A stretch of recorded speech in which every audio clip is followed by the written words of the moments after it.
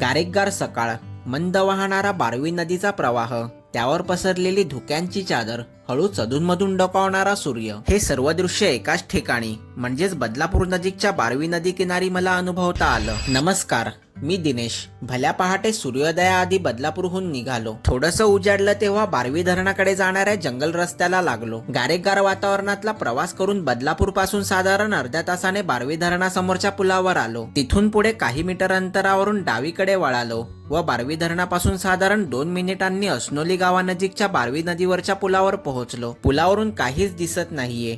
संपूर्ण परिसरावर धुक्यांची चादर पसरलीये. पूल पार करून डावीकडच्या पायवाटेने नदीच्या किनारी आलो. किनारी खळाळतं पाणी, त्यावर पसरलेली धुक्यांची चादर, अधूनमधून होणारं सूर्यनारायणाचं दर्शन, एक परफेक्ट निसर्ग चित्रच जणू. वेळ जशी जशी पुढे सरकते तसं तसं वातावरण आणखी स्वच्छ होऊ लागलं. आता आपण आलेला पूल व संपूर्ण परिसर नजरेच्या टप्प्यात सामावला. आता आणखी थोडं पुढे निघालो. पुढे आल्यावर एक रुंद पात्र दिसलं, जिथून वाहून येणारं पाणी 2 खडकांमधून प्रवाहित होऊन पुढे जाते. आता इथून परतीची वाट धरली.